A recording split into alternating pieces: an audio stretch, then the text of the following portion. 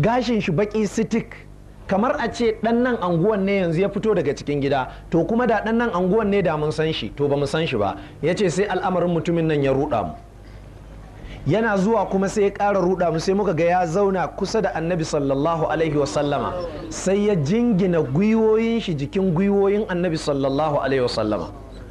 Ya ce sai muka ga wannan kuma ya saba ma yadda sahabbai suka saba ladabin ainihin karatu, ka zo ka haɗa gwiwarka da gwiwar malaminka. Ya ce sai dai muka natsu mu ga wannan mutum lafiya.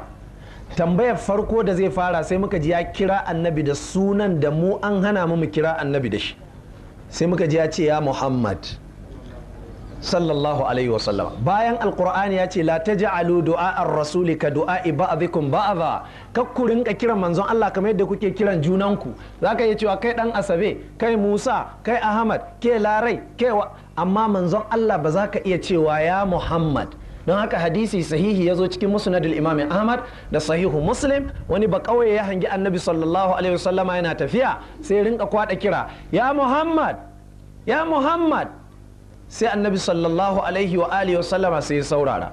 Wani sahabi ya sheka da gudu ya ce kai ka daina daga muryarka, kana wurin annabi sallallahu alaihi wasallama ne. To ka san ba kauye, sai ya ce ba za a daina ba. Manzo Allah ya ce matso kusa, me matsalarka? Ya ce ya Rasulullah, ar-rajulu yuhibbul qauma walamma yalqahum. Mutum ne tuntuni yake kaunar jama'a, yake son su, bai taba haduwa da su ba, don Allah yau da ya haɗu da su ba zai kira su ba? Annabi ya ce zai kira su. Ya ce to don kuma na kira ka sai a ce na yi laifi? Jama'a mun gane wannan da kyau. Haka annabi yake bi da su, mutanen ƙauye, mutanen shi ne, ya saba da su sallallahu alaihi wasallam. To wannan mutum da ya zo sai ya ce ya Muhammad, ba ni labari mai musulunci. Annabi ya ce musulunci shine kashe da ba abin bauta da gaskiya sai Allah. Don haka to mu fara fahimtar, mun ce za mu yi bayani akan menene musulunci, menene shi'a, sannan me bambancin su. To yanzu bayanin musulunci za mu fara maka daga harshen wanda Allah ya aiko da addinin musulunci din, musuluncin da Allah yake cewa inna dina inda Allahil Islam, kadai addini a wurin Allah shine musulunci. Kuma wata ayar Allah ya ce wa man yabtaghi ghayral islami dinan falan yuqbala minhu wa huwa fil akhirati minal khasirin. Wanda duk ya kama wata hanya a matsayin addini ba musulunci ba, faufau Allah ba zai karba mishi ba a nan duniya, ranar kiyama kuma yana daga cikin waɗanda suka taɓe. Saboda haka mu san wannan me musulunci. Sai annabi ya ce musulunci shine ka shaida ba abin bautawa da gaskiya sai Allah.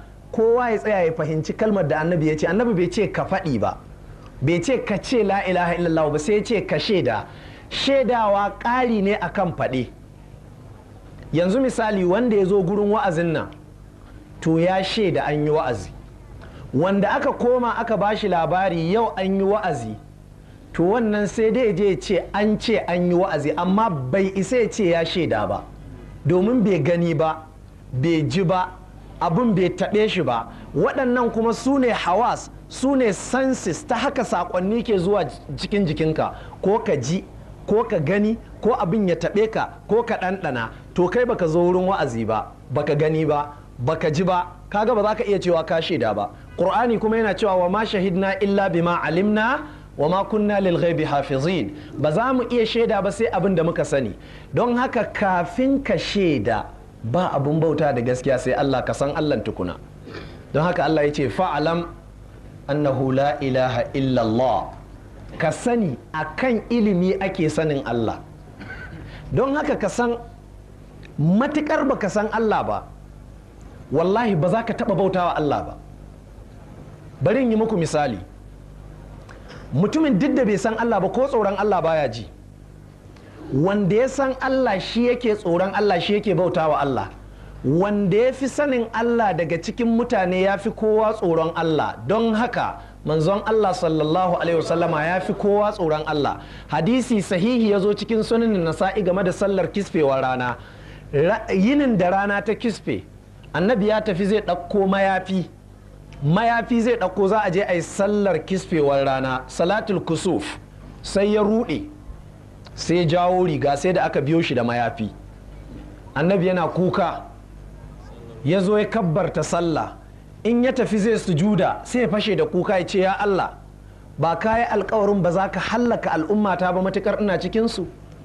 Ya Allah ai ina nan cikinsu.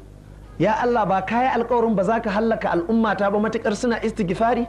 Ya Allah ai muna istighfari. Sannan sai annabi sai faɗi ya sujuda, saboda Allah ya gaya wa annabi sallallahu alaihi wa alihi wasallam, wa ma kana Allahu li yu'adhibahum wa anta fihim wa ma kana Allahu mu'adhibahum wa hum yastaghfirun. Ba yadda Allah zai wa al'umma azaba matukar annabi na ciki. Matukar ko annabi baya nan, matukar ana istighfari, Allah ba zai saukar da azaba ba. Amma a nan duniya, a lahira fa sai Allah ya ce wa malahum Allah yu'adhibahum Allah, me zai hana Allah ya musu azaba ainihin a kiyama? Wa hum yasudduna anil masjidil harami, bayan suna hana mutane ziyarar ɗakin Allah mai tsarki, ɗakin Ka'aba. Wa ma kanu auliya'u, su kuma ba masoya Allah bane, ba masoya ɗakin Ka'aba bane. To waɗannan ayoyi sai suke tabbatar mana da cewa Allah ba zai azabtar da mutane ba matukar annabi na ciki. Amma duk da haka tsoron Allah annabi sallallahu alaihi wasallama yasa da rana ta kisfe sai ya ruɗe. Me yasa? Ya san Allah, to ya fi kowa jin tsoron Allah. Misalin da na ce zan mana shine wani misali da malamai suke, aka ce yara ne suka bata, iyayensu suka wuni neman su, tun safe ake neman su har almuru. Can sai iyayen suka jiyo muryar 'ya'yansu, ashe ga su can suna wasa da zaki.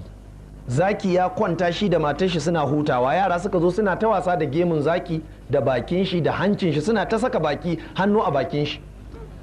Matar zaki ta ce ranka ya daɗe, waɗannan yara ba za ka hana su ba, suna ta wasa da gemun ka, ga ka babban mutum.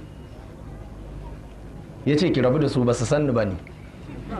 Rabu da su kawai, ba su sanni ba ne, ba su san kowaye ba, don haka ba su gama wasan sai su yi tafiyar su. Ta ce to shikenan.